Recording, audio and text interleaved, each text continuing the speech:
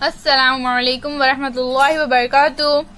बच्चों, इससे पहले हमने सबक नंबर 18 में नज़म धीरे धीरे पढ़ा था।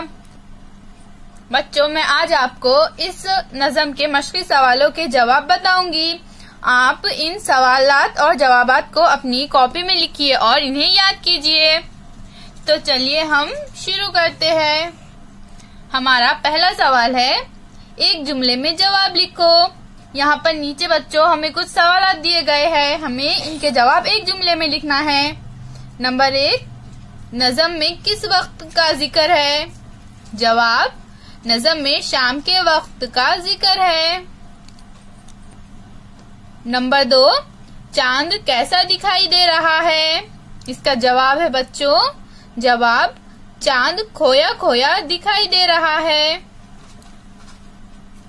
नंबर 3, आसमान में क्या चमक रहा है? जवाब, आसमान में शाम का तारा चमक रहा है। नंबर 4, मांझी क्या कर रहा है? इसका जवाब है बच्चों, जवाब, मांझी हैया हैया गाता जा रहा है। नंबर 5, नज़म में राज दुलारा से क्या मुराद है?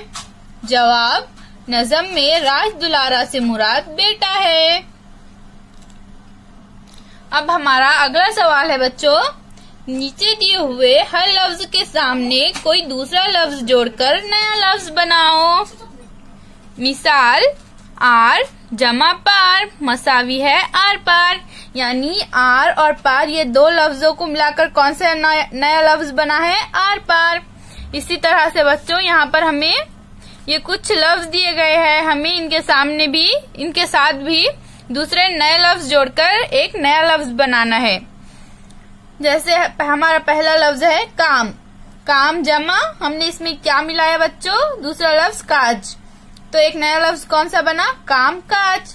इसी तरह से टाल जमा मटोल, तो नया लफ्ज कौन सा बना? टाल मटोल। आस जमा पास, तो नया लफ्ज कौन सा बना बच्चों? दोनों को मिलाकर आस पास।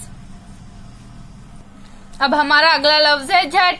हमने झट में क्या जमा किया बच्चों? कौन सा लफ्ज मिलाया? हमने झट के आगे पट लफ्ज लगाया, तो कौन सा नया लफ्ज बना? झटपट। इसी तरह झूठ के आगे हमने कौन सा लफ्ज लगाया? मूठ, तो कौन सा नया लफ्ज बना? झूठ मूठ। उम्मीद है बच्चों आपको आज के मशक़ी सवालों के जवाब समझ आ गए होंगे। आप इन सवालात और जवाबात को अपने कॉपी में लिखिए और याद कीजिए। फिर मिलेंगे। अल्लाह हाफिज।